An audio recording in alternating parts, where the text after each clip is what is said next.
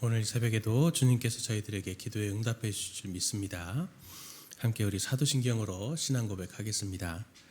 전능하사 천지를 만드신 하나님 아버지를 내가 믿사오며 그 외아들 우리 주 예수 그리스도를 믿사오니 이는 성령으로 잉태하사 동정녀 마리아에게 나시고 본디오 빌라도에게 고난을 받으사 십자가에 못 박혀 죽으시고 장사한 지 사흘 만에 죽은 자 가운데서 다시 살아나시며 하늘에 오르사 전능하신 하나님 우편에 앉아 계시다가 저리로서 산 자와 죽은 자를 심판하러 오시리라.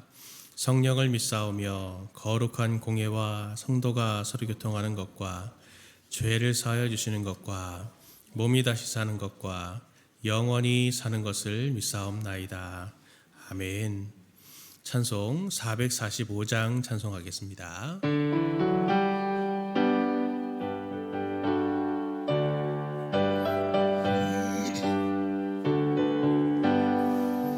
대산을 넘어 엄곡에 가도 빛 가운데로 걸어가면 주께서 항상 제 계시기로 약속한 말씀 변치 않네. 하늘의 영광 하늘의 영광 나의 맘속에 차고도 넘쳐 할렐루야를 힘차게 불러 영원히 주를 찬양하리. 캄캄한 밤에 다닐지라도 주께서 너의 길 되시고 나에게 밝은 빛이 되시니 게으러 버릴 염려 없네. 하늘의 영광 하늘의 영광 나의 맘속에 차고도 넘쳐 할렐루야를 힘차게 불러 영원히 주를 찬양하리. 광명한 그 빛 마음에 받아 찬란한 천국 바라보고 할렐루야를 힘차게 불러 날마다 빛에 걸어가리. 하늘의 영광 하늘의 영광 나의 맘속에 차고도 넘쳐 할렐루야를 힘차게 불러 영원히 주를 찬양하리. 아멘. 하나님 말씀은 우리 구약성경 열왕기상 17장을 보도록 하겠습니다. 열왕기상 17장 1절부터 7절까지의 말씀입니다. 구약성경 545페이지에 있습니다. 545페이지에 있는 열왕기상 17장 1절부터 7절까지의 말씀 보도록 하겠습니다. 저와 우리 성도님들 한 절씩 열왕기상 17장 1절부터 7절 말씀을 교독하겠습니다. 길르앗에 우거하는 자 중에 디셉 사람 엘리야가 아합에게 말하되 내가 섬기는 이스라엘의 하나님 여호와께서 살아계심을 두고 맹세하노니 내 말이 없으면 수년 동안 비도 이슬도 있지 아니하리라 하니라. 너는 여기서 떠나 동쪽으로 가서 요단 앞 그리 시냇가에 숨고 그 시냇물을 마시라. 내가 까마귀들에게 명령하여 거기서 너를 먹이게 하리라. 그가 여호와의 말씀과 같이 하여 곧 가서 요단 앞 그리 시냇가에 머물매 까마귀들이 아침에도 떡과 고기를 저녁에도 떡과 고기를 가져왔고 그가 시냇물을 마셨으나 같이 봅니다. 땅에 비를 내가 내리지 아니하므로 얼마 후에 그 시내가 마르니라. 아멘. 오늘 8월 17일까지는 그리스도 중심 성경 읽기 보충 기간입니다. 그래서 구약에 있는 지금까지 읽었던 본문들 중에 다시 저희들이 이렇게 묵상하는 시간들로 저희가 가져가고 있습니다. 새벽 예배는 앞으로도 계속 그리스도 중심 성경 읽기 본문 가지고 진행하도록 하겠습니다.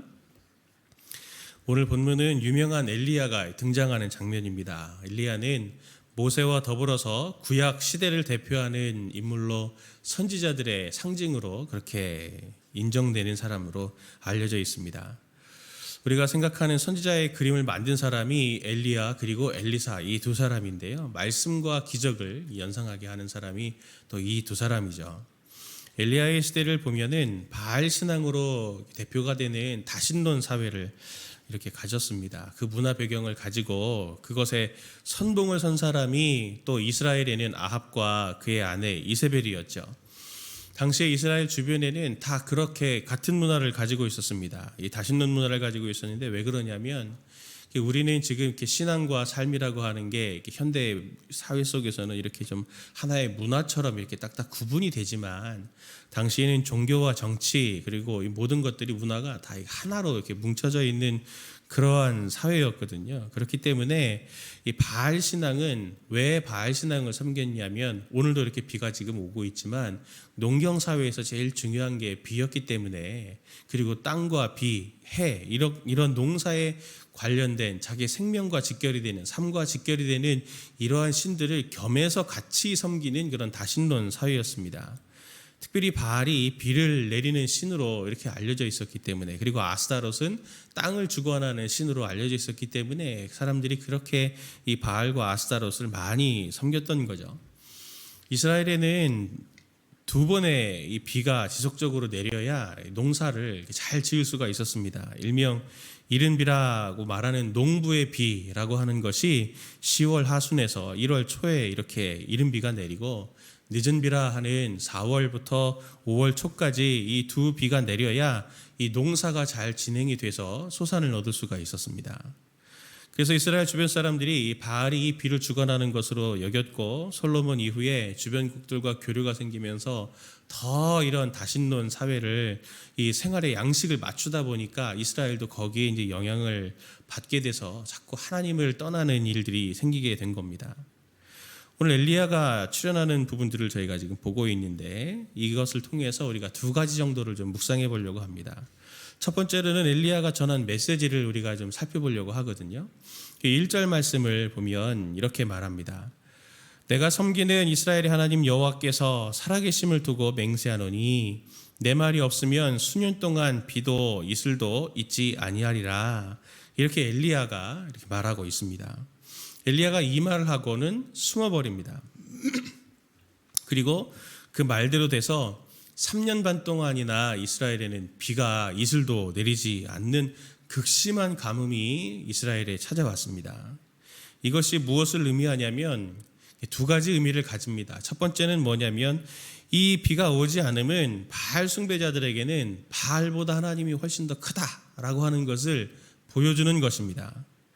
이것은 마치 모세가 이집트에 들어가서 10가지 재앙으로 이집트의 신들을 다 하나하나 그렇게 심판한 것처럼 저주한 것처럼 똑같이 너희가 바알을 섬겨서 농사를 위해 비를 요청을 하지만 내가 기도하는 하나님이 너희가 기도하는 바알보다 훨씬 더 크시다라고 하는 것을 보여주는 것입니다. 두 번째는 이스라엘에게는 지금 하나님의 언약이 깨어져서 그의 진노 가운데 있다라고 하는 것을 보여주는 사건입니다. 신명기 11장 16절 17절의 말씀을 보면은 모세가 가나안을 입성하려고 하는 이스라엘을 바로 앞에 두고 이렇게 언약을 갱신하면서 선포하는 장면이 나옵니다. 너희는 스스로 삼가라 두렵건대 마음에 미혹하여 돌이켜 다른 신들을 섬기며 그것에 절함으로 여호와께서 너희에게 진노하사 하늘을 닫아 비를 내리지 아니하여 땅이 수산을 되지 않게 하심으로 너희가 여호와께서 주신 아름다운 땅에서 속히 멸망할까 하노라. 그들이 다른 신을 섬기면 너희들에게 이 비가 내리지 않아서 땅이 소산을 내지 않는 일들이 생길 거다라고 하는 것을 모세를 통해서 미리 말씀하셨습니다. 그래서 비가 3년 반 동안에 내리지 않음을 통해서 너희가 지금 그 언약을 어기고 하나님의 말씀이 하나님이 약속하신 것을 지금 이루어가고 계시다라고 하는 것을 이스라엘 백성들에게 보여주려고 하시는 거죠. 솔로몬은 성전 낙성식의 기도를 하면서 동일하게 이 내용을 가지고 열왕기상 8장 35절 이하의 말씀을 보면 동일하게 이 말씀을 갖고도 기도합니다. 엘리야의 메시지는 하나님께서 살아계신 하나님이시고 그리고 지금도 그분이 이스라엘 중에서 일하고 계신다라고 하는 것을 이 비가 내리지 않음을 통해서 두 가지로 지금 이렇게 일하고 계신 것입니다. 야고보서 5장 17절을 보면 야고보가 엘리야를 이렇게 이야기하면서 이렇게 말하고 있는 것을 볼 수 있습니다. 엘리야는 우리와 성정이 같은 사람이로되 그가 비가 오지 않기를 간절히 기도한즉 3년 6개월 동안 땅에 비가 오지 아니하고 그랬습니다. 그는 3년 6개월 동안 비가 오지 않기를 계속 기도했던 사람이다라고 말하고 있거든요. 비가 오지 않기를 위해서 기도했습니다. 왜 그렇습니까? 비가 오지 않음을 통해서 그가 말하고 싶었던 것은, 선포하고 싶었던 것은 하나님이 이스라엘의 참 하나님이시다. 그리고 이스라엘이 빨리 그것을 깨닫고 돌아오라 라고 하는 것을 요청하는 마음 때문이었습니다. 그의 기도는 이스라엘이 하나님과의 언약, 곧 하나님과의 약속에서 지금 빨리 돌이켜라. 고달플수록 힘들수록 빨리 하나님께 돌이켜라 라고 하는 것을 당부하고 있는 것이죠. 그리고 하나님께서 약속하셨던 것처럼 그 약속을 지금 준수해 가고 계시니 하나님이 반드시 너희가 돌아오게 되면 풍요를 너희들에게 허락해 주실 거야 라고 하는 것을 바라고 싶었던 거죠. 무정한 기도가 아니라 어떻게 보면 3년 반 동이나 비가 오지 않기를 위해서 기도했던 엘리야의 이 기도는 이스라엘과 하나님 사이에서 깨어진 관계를 연결시켜 주려고 하는 중매쟁이와 같은 열정의 기도였습니다. 엘리야를 통해서 우리가 볼 수 있는 것은 하나님의 말씀이 성취되고 있다라고 하는 것을 보여주고 있는 것이죠. 아무도 하나님의 말씀을 지키지 않아도, 아무도 하나님을 소중하게 여기지 않아도, 아무도 하나님의 약속의 무게를 알지 않아도 엘리야는 혼자 기도하면서 하나님의 약속이 지금도 이루어지고 있다라고 하는 것을 보여주는 사람이었고, 그리고 나를 통해서 나를 보듯이 너희들도 같이 하나님과의 그 언약의 관계를 이루어갔으면 좋겠다라고 하는 것을 초청하는 그러한 약속의 보호자요 수호자 역할을 하는 사람이 바로 이 엘리야였습니다. 우리 성도님들도 살아가는 삶의 현장에서 곳곳에 보면 하나님의 말씀과 하나님의 존재를 무시하는 그런 삶의 환경들 속에 분명히 오늘도 살아가게 되실 텐데, 그 삶의 자리에서 하나님의 말씀을 우직히 지켜나가고 그분을 존중해 감으로 정말 하나님께서 지금도 살아계시고 우리 가운데 일하시다라고 하는 것을 나타내 보여줄 수 있는 엘리야와 똑같은 성정을 가진 저희들 아닙니까? 그렇게 하나님께서 우리 성도님들 통해서 오늘 하루를 일해 가시기를 간절히 소원합니다. 두 번째로, 엘리야는 이 선포를 하고 하나님의 말씀을 따라서 그릿시냇가에 숨게 됩니다. 그때 하나님이 떡과 고기를 까마귀를 통해서 아침과 저녁으로 공급해 주신다라고 하는 것을 오늘 본문이 말해주고 있는데요. 오늘 우리는 이 부분을 그냥 넘어갈 수 있는 부분이지만 이스라엘 사람들이 오늘 이 본문들을 이렇게 쭉 읽는다면 떠오르는 게 있습니다. 그게 뭐냐면 출애굽기 16장 8절 12절 말씀을 떠올릴 겁니다. 8절 말씀을 보면 출애굽기 16장 8절 말씀 12절 말씀을 보겠습니다. 모세가 또 이르되 여호와께서 저녁에는 너희에게 고기를 주어 먹이시고 아침에는 떡으로 배불리시리니 이는 여호와께서 자기를 향하여 너희가 원망하는 그 말들을 들으셨음이라. 우리가 누구냐? 너희의 원망은 우리를 향하여 함이 아니요 여호와를 향하여 함이로다. 12절 내가 이스라엘 자손의 원망함을 들었노라. 그들에게 말하여 이르기를 너희가 해질 때에는 고기를 먹고 아침에는 떡으로 배부르리니 내가 여호와 너희 하나님인 줄 알리라 하라 하시니라. 원망 중에도 하나님은 이스라엘 백성들에게 아침과 저녁으로 떡과 고기를 먹이셨습니다. 이스라엘이 광야에서 그렇게 아무것도 없는 광야에서 떡과 고기를 공급받았습니다. 엘리야가 공급받는 이 고기 그리고 떡은 당시에 쉽게 먹을 수 없는 매우 고급진 식사였습니다. 우리가 잘 알고 있지만 다들 3년 반 동안이나 소산이 없었기 때문에 가뭄으로 물도 없고 그리고 자기의 먹을 것을 위해서 온 천지를 헤매고 다니는 그런 상황 속에서 엘리야는 하나님의 공급하심으로 고기를 공급받았다라고 하는 것은 그가 얼마나 지금 하나님의 복을 받고 있고 풍성한 삶을 누리고 있는가라고 하는 것입니다. 아무런 농사를 짓지 않아도, 하나님이 심지어 까마귀를 통해서 떡과 고기를 물어다 줄 만큼 하나님을 신뢰하는 사람에게는 하나님이 이렇게 복을 주신다라고 하는 것을 오늘 엘리야를 통해서 선명하게 보여주는 것이죠. 하나님의 말씀에 따라 사는 사람은 환난 중에도 이러한 보호하심을 받는다라고 하는 것이 오늘 이 엘리야를 통해서 보여주는 하나님의 분명한 메시지입니다. 엘리야를 특징 짓는다면 그를 보면 말씀이 지금 사람아 꿈틀거리고 움직이고 있는 것을 볼 수 있는 것이죠. 그리고 그것이 어떻게 이루어지고 있습니까? 오늘 엘리야의 기도를 통해서 그것이 구현된다라고 하는 것을 오늘 성경이 우리에게 보여줍니다. 앞에서 야고보서 말씀을 보았지만 엘리야도 우리와 똑같은 성정을 가졌다. 똑같은 육체를 가지고 똑같은 감정과 인격을 가졌다. 우리와 다를 것이 없다. 야고보는 분명히 얘기했습니다. 엘리야의 이름이 뜻이 무엇이냐면 나의 하나님은 여호와다라는 뜻입니다. 나의 하나님은 여호와다. 엘리야와 이스라엘의 차이가 무엇입니까?